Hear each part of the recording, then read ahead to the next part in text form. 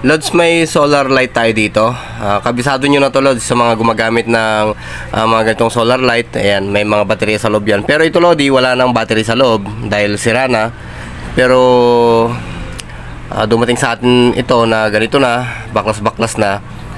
Bali, kinarga natin siya ng battery. Ayan, which is 3.7 battery yan ang ginagamit sa kanya. Ngayon ay subukan nating supplyan ng 3.7. Okay. Yan. Antayin lang natin, Lodi. Nakadikit na yan. Ito yung negative niya at ito yung positive niya. Medyo i-fix na natin to, Lodi, muna. Yan. Okay.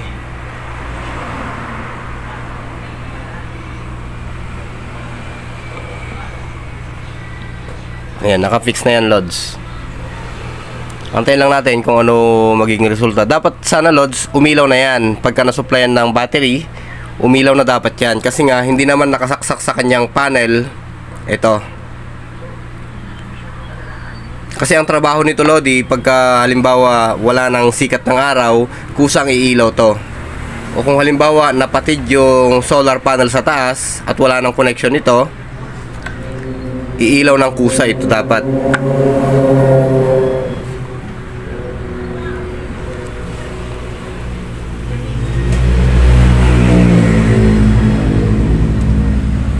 Antayin lang natin, Lodi, kung umilaw yan. Sa tingin ko ay baka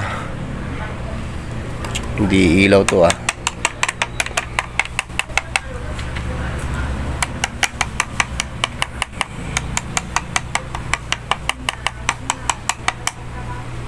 Okay, hindi siya umiilaw, Lodi. Subukan natin i-charge. Ngayon, Lods, ay i-charge natin to. Nakakabit pa rin yung kanyang battery.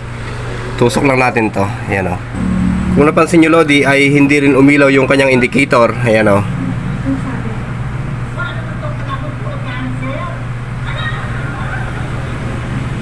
Ito, Lodi, ipapakita ko lang naman, no, yung isa sa problema ng mga solar light na ganito. Kung minsan ay madalang na mangyari ito.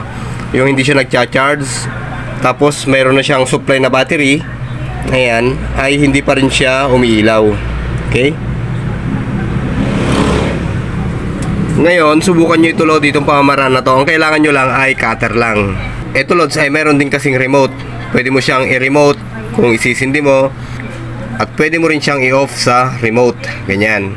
Ngayon, Lods, may ituturo ko sa inyo. So, hindi na siya nagcha-charge. Ayan, connected naman na yung kanyang solar panel sa taas. Ito. At may battery naman na tayo. Subukan nyo muna ito, Lodi. Kailangan putulin nyo lang yung kanyang sensor, Lodi. Ayan, o. Kailangan hindi nyo ipupuno yung putol dito, Lodi. Kailangan magtira din kayo ng kung sakaling hindi ito ang problema niya, pwede nyo rin ibalik. Okay? Subukan nating putulin to. Ayan, o. Ayan. Okay, sumama yung kanyang isang pin, Lodi, ano.